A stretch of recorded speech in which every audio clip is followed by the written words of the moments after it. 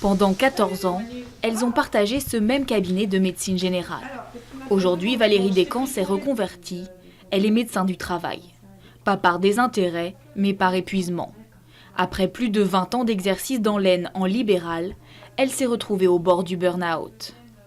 J'étais très fatiguée, je rentrais le soir pour dormir à la maison et dès le matin il fallait repartir et j'avais de temps en temps des pensées tordues. Des semaines interminables dues en grande partie à la pénurie de médecins en Picardie. Avec seulement 1500 généralistes libéraux, la région est la moins bien dotée de France. Dans son village d'exercice, il n'y en a que 3 à temps plein. Son ex-associé peine à trouver un jeune diplômé pour reprendre le poste. Les jeunes, je pense, préfèrent travailler en ville, près d'un CHU, un endroit où il y a un service de garde la nuit avec SOS médecins, un endroit où ils ne sont pas obligés de faire des gardes. C'est jamais la bonne situation. Soit on n'est pas une grosse ville, soit on n'est pas assez rural.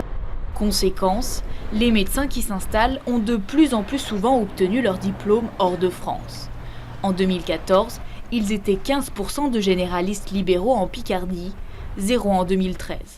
C'est le cas du docteur Perguet, né en Roumanie avec un diplôme hongrois. L'agence de recrutement lui a directement proposé ce poste à Laon. Sa patiente, elle semble ravie. Il a peut-être aussi une autre façon de travailler qu'on ne voit pas chez d'autres. Et la preuve, c'est vrai qu'il n'y a rien à dire. Au niveau traitement, au niveau...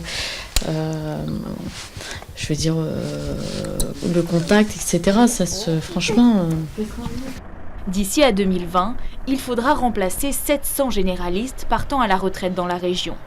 L'Agence régionale de santé expérimente dans 5 lycées picards une filière d'excellence. Objectif, accompagner les futurs étudiants, mais surtout leur donner envie d'exercer en Picardie au terme de leur cursus.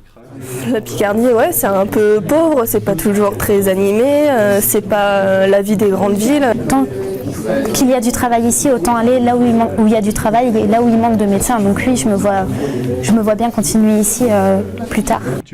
Selon les scénarios du gouvernement, le nombre de généralistes libéraux en France devrait atteindre 55% en 2030, 5 points de moins qu'en 2006.